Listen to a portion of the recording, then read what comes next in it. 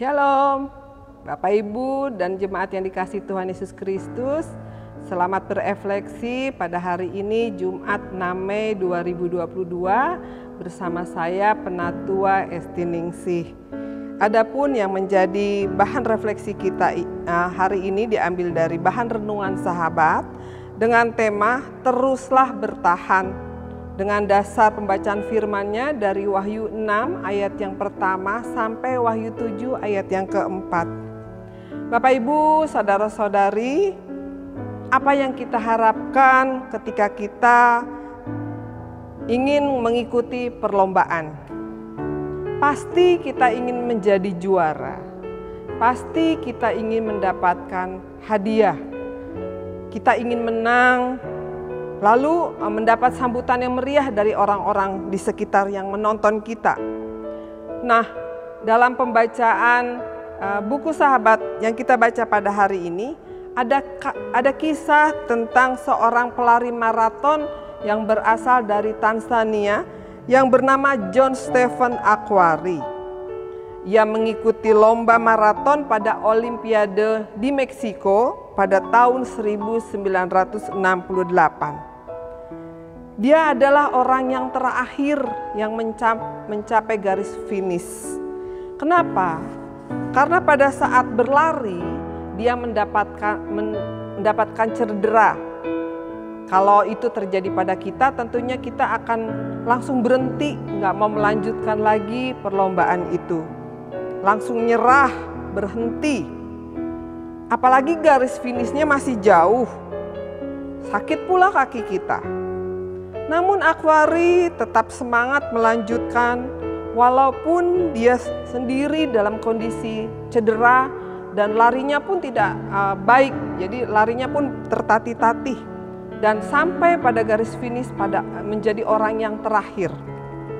Nah, Bapak Ibu, kenapa dia sepertinya memaksakan karena untuk mencapai garis finish walaupun dia cedera?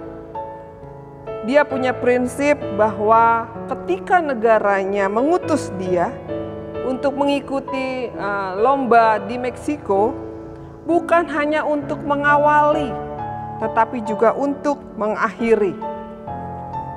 Bapak Ibu, kitab Wahyu yang kita baca, nanti Bapak Ibu bisa membacanya secara lengkap, berisi tentang penglihatan Rasul Paulus mengenai perjalanan hidup yang akan kita jalani pada masa-masa yang akan datang.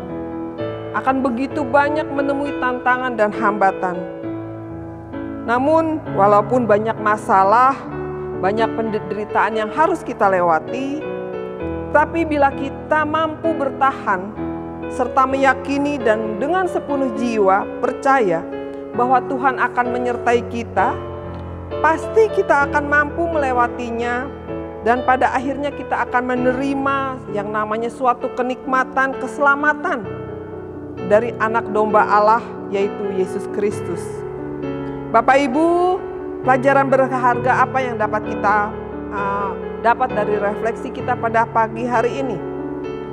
Seringkali manusia jatuh dalam dosa karena tidak kuat menahan penderitaan, hinaan, bahkan kadangkala mendapat musibah yang begitu dahsyat.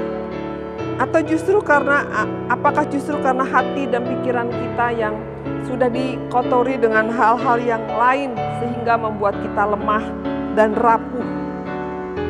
Bapak Ibu dan saudara-saudari, belajar dari pengalaman tentunya, kalau kita sering mengalami atau sering mendapat masalah, sering mengalami penderitaan dan mengalami berbagai-bagai tantangan, tentunya kita akan lebih hati-hati lagi ketika kita menjumpai hal yang serupa.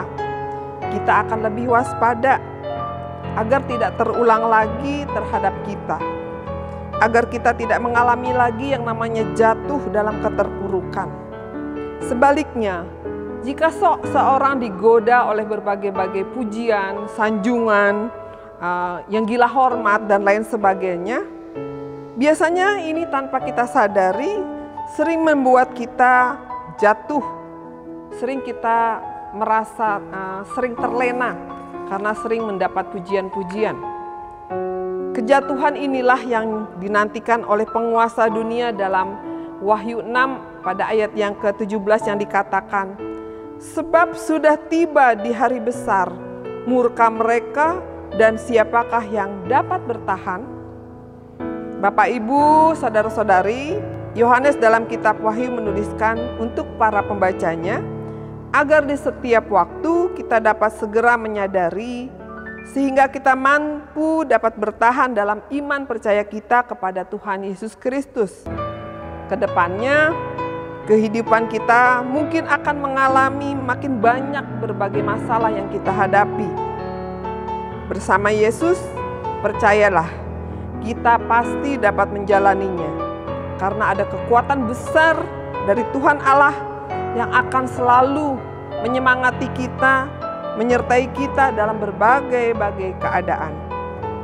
Bapak, Ibu, saudara-saudari, kini yang perlu kita sadari, apakah yang menjadi kelemahan kita? Itu kita yang sendiri yang tahu. Karena semua orang pasti mempunyai kekurangan dan kelemahan. Banyak hal yang membuat kita lemah. Untuk itu kita harus tahu dan menyadari apa-apa yang menjadi kelemahan dari kehidupan kita. Agar kasih dan kuasa Tuhan yang selalu menolong kita tidak akan menjadi sia-sia. Kiranya hikmat dan kekuatan dari Tuhan Allah selalu menyertai perjalanan hidup kita. Amin.